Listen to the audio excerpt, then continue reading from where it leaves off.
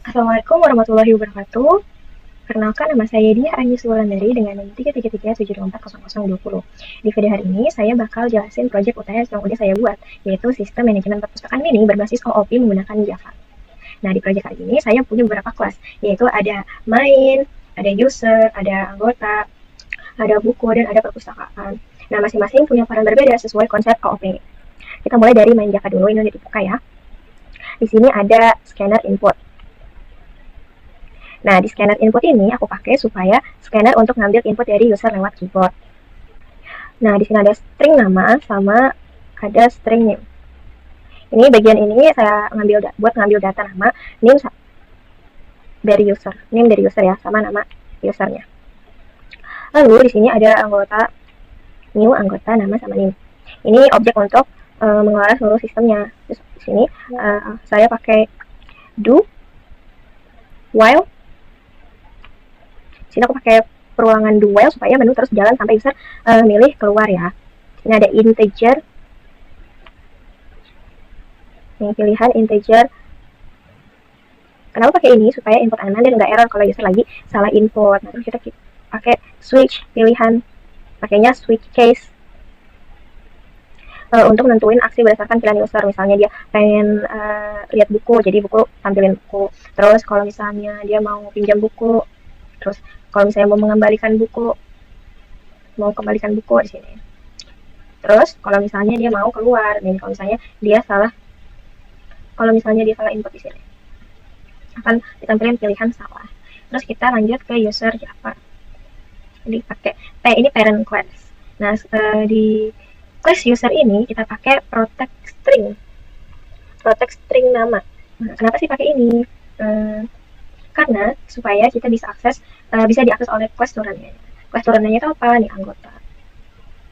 Di sini ada public user. Nah, ini adalah konstruktor yang digunakan buat ngisi nilai nama saat objek dibuat. Kita langsung aja ke turunannya, yaitu child class-nya, logik utamanya, anggota Java. Di public class anggota extend user. Nah, di sini adalah inheritance anggota mewarisi user. Di sini ada private string name, mas pinjam sama jumlah pinjam. Yang dibuat karena private ini adalah enkapsulasi, tujuannya supaya data tidak bisa dibuka sembarangan dari luar. Terus di sini ada this next pinjam. Nah, saat objek dibuat langsung menghitung kuota maksimal pinjam yang bisa diambil. Nah, ini bagian paling penting nih, integer digit. Ini adalah bagian paling penting karena dia ambil karakter terakhir dari name-nya, diambil digit terakhir terus diubah jadi angka. Nih, ini yang buat mengubah jadi angka. Jadi ini implementasi aturan dari soal ya. Ini adalah implementasi aturan ini dari soal. Jadi kalau misalnya name-nya 0 sampai 3 itu bakal maksimal pinjamnya adalah 2 buku. Lalu kalau 4 sampai 6 adalah 3 buku dan 7 sampai 9 adalah 5 buku.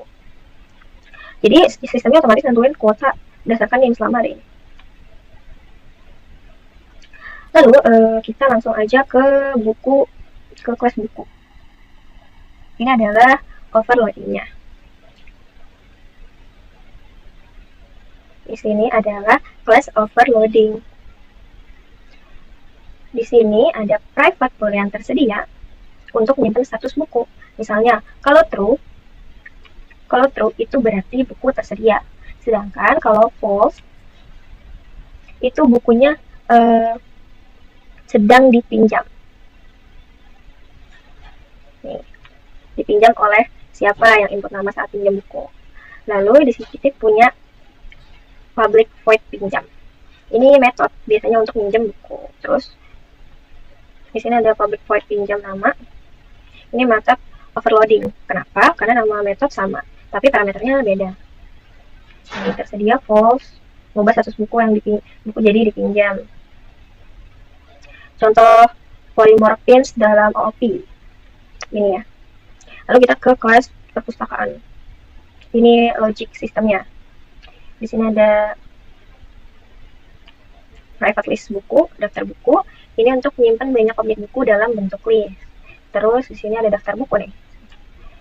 Ini daftar buku. buat nambahin data buku.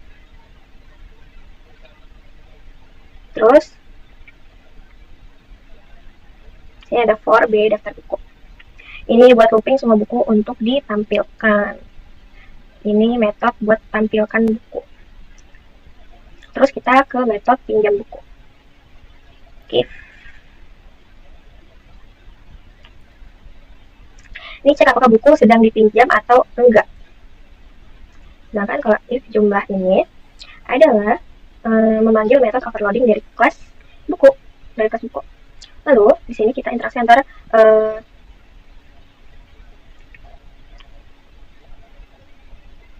di sini terjadi interaksi antara objek anggota buku sama perpustakaan. Lalu kita ke metode kembalikan buku.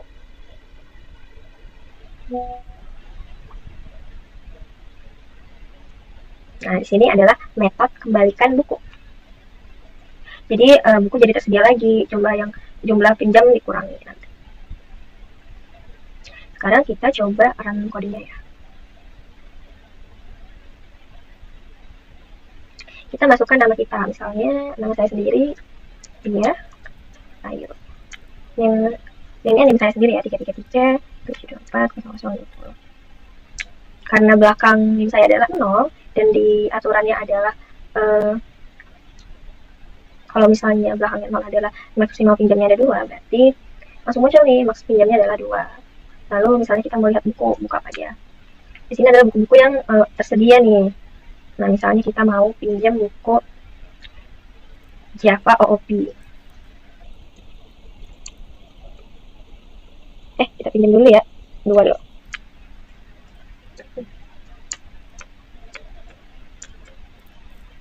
Nah, berhasil dipinjam karena tadi kuotanya tersedia, jadi kita masih bisa pinjam. Nah, jadi sisa kuotanya 1, kita masih bisa pinjam 1 buku lagi karena NIM saya 0, jadi saya bisa pinjam 2 buku. Misalnya kita pinjam 1 buku lagi ya. Tadi ada buku apa sih? Algoritma, kita pakai algoritma deh. 2.